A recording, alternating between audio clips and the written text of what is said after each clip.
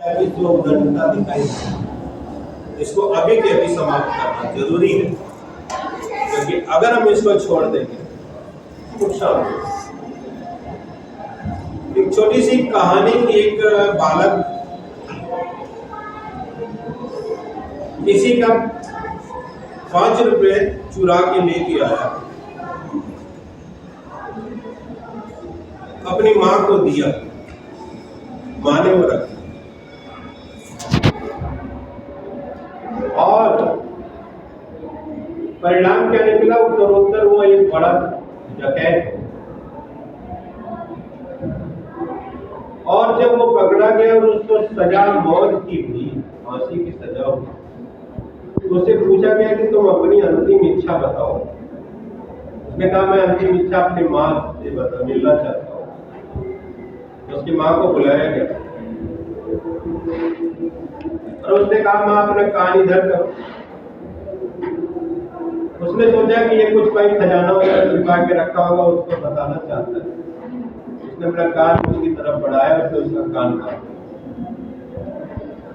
लोगों ने कहा ऐसा क्यों किया? बाद में मिलना। उसने कहा ये मेरी माँ है, अगर पहले दिन 5 रुपए चुराया था, उसी दिन ये उसने मारा होता, मुझे डांटा होता, मुझे मैं तो बच्चा था, मुझे जानकारी थी नहीं, तो आज मैं इतना बड़ा डकैत नहीं। इसलिए अगर गुरुजन के सामने आपकी कहीं भी कोई कमी दिख रही है, हम उसे इग्नोर नहीं कर सकते। तो मुझे लगता है कि मुझे अभी का अभी इसको डांट दें, भले मुझे आप अच्छा समझे बुरा समझे, उसकी परवाह न टीचर करता है, न माँ करते, न पिता करते।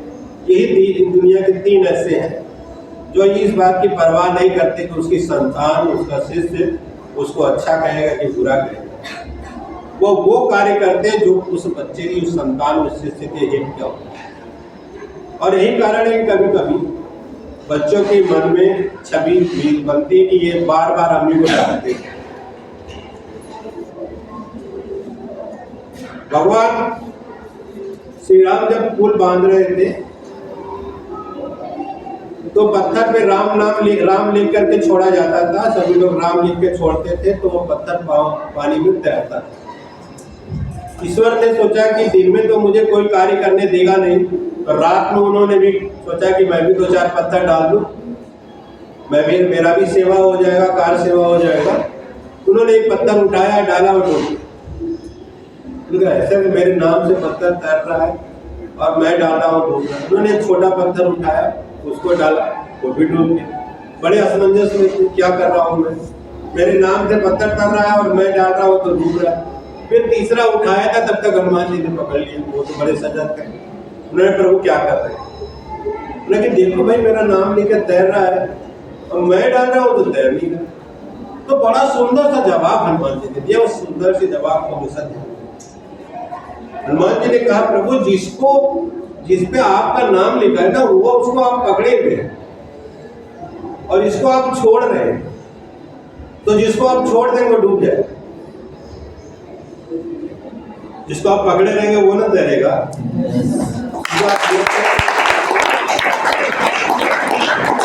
तो हम किसी भी सूरत में आपको छोड़ देंगे, क्योंकि जिम्मेदारी हमारी है। आप बच्चे, कल के दिन आप कुछ सीख नहीं पाए, कल के दिन आपका कोर्स समाप्त सही ढंग से नहीं हुआ, कल के दिन आपको जो शिक्षा देनी चाहिए तो वो हमने नहीं दिया, तो आप भविष्य में मुझे कहेंगे कि उस समय मुझे सही ढंग से पढ़ाया गया होता, मैं तो बच्चा था, मुझे सिखाया गया कि मुझे मारा गया होता कि ऐसे मत करो, ऐसे मत चलो, ऐसी भाषा न बोलो, तो मैं शायद ऐसा नहीं। और यही कारण कि हम आपके पीछे रहते हैं कि हमारा बच्चा जब तक है अंदर से सहारा रहता ही है। अंदर से आप सभी मेरे स्नेह से बंधे पड़े, लेकिन बाहर से तो थपकी लगेगी। उस थपकी को हमेशा प्रसाद के रूप में जिसने लिया है, उसने अपने जीवन को सफल किया। हमेशा सीखने के लिए उद्यत रहिए, हमेशा सीखने के लिए नतमस्तक रहिए, विनम्र बने रहिए। सीखना चाहते हैं तो पात्रता उत्पन्न करिए। जब तक पात्रता नहीं रहेगी, जितना बड़ा पात्र होगा उतना उसमें सामान आएगा। पात्रता शुद्र होगा, स्वच्छ होगा, कुछ नहीं है। ओपन माइंड से रहिए, जहाँ से सीखने को मिले वहाँ से सीखिए।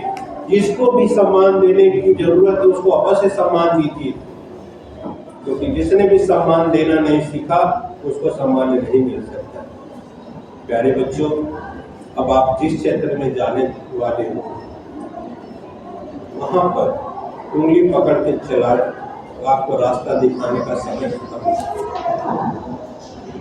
ये 12 तक हम आपको उंगली पकड़ के आपकी एक एक चीज बीएससी करें, चाहे आप आईआईटी में जाएं, चाहे इंजीनियरिंग करें, मेडिकल में जाएं, जहां भी जाएं, वहां कोई आपका हाल चाल पूछने वाला नहीं। आप क्लास में गए, लेक्चर प्रोफेसर अपना घड़ी देख के आता है कि 40 मिनट का लेक्चर देता है, चला जाता है, उसको ये फर्क नहीं पड़ता आपको आया कि नहीं आया, आपने सीखा कि नहीं सीखा, उससे कोई फर्क नहीं। साथ ही साथ वो भी नहीं जानना चाहता कि आपने काफी पूरी की कि नहीं, कितने दिन आप विद्यालय आए कि नहीं आए, उससे कोशिश से कोई मतलब नहीं, क्योंकि अब वो जानता है अब आप 12th कर चुके हैं, जो संस्कार के बीज आप में पढ़ने चाहिए थे वो पढ़ चुके हैं, अब प्रस्फुटित और पल्लवित होने का समय है, इसलिए वो केवल सिंचाई, निराई, गुड़ाई पर ध्यान देगा, बाकी किसी चीज पर ध्यान नहीं देगा। तो पढ़ाएगा, तो पढ़ा करके चला जाएगा। उसके बाद कोई अगर आपने उसे क्रॉस एग्जामिनेशन करने की कोशिश की तो जो टॉपिक पर वो पढ़ा रहा है ना उसी पर आपको उत्तर देगा। उससे अगर पहले का कुछ पूछ दिया तो तुरंत डांट भी सकता है, कहता है हमारा जूनियर जो फर्स्ट ईयर की क्लास में पढ़ा रहा है जाकर उससे पूछो, उससे वही पूछो जो मैं इस समय पढ़ा रहा हूँ। और यहाँ तो सर कहते हैं ना कहीं से पूछो, कहीं से भी पूछ लो, मुझे तुम्हारे पीछे पड़े रहते हैं, रोज मोबाइल पर ये लिखते हैं आज ये बड़ा बड़ा एब्सेंट है, कारण बताओ।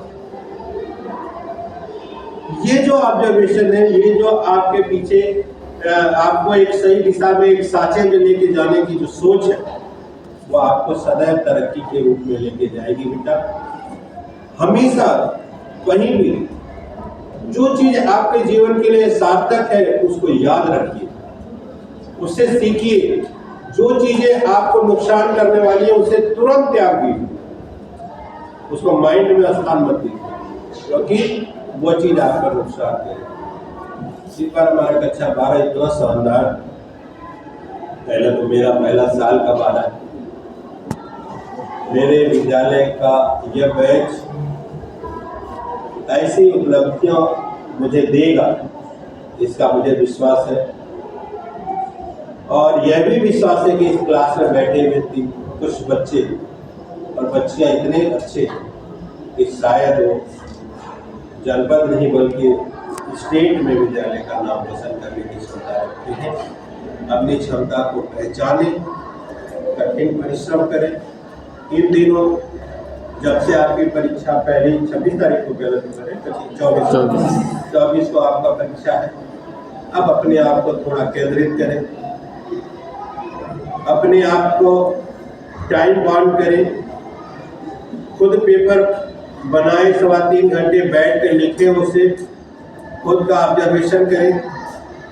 जो भी परीक्षाएं देनी है उसको जरा टाइम टेबल के अनुसार, आज आपके पास 13 तारीख है, 24 को परीक्षा है, 10 दिन का समय है, 5 पेपर देने हैं। हर परीक्षा के लिए 2 दिन का टाइम बनाएं। अंतिम वाली परीक्षा को कल से पढ़ना शुरू करें।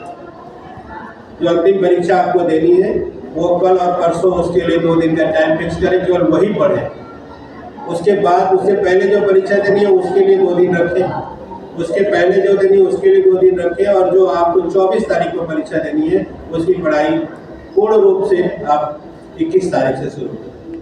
केवल और केवल हिंदी पढ़ना है। 21 पढ़े, 22 पढ़े, 23 पढ़े, 24 को केवल मन में रिवीजन करें और परीक्षा दें।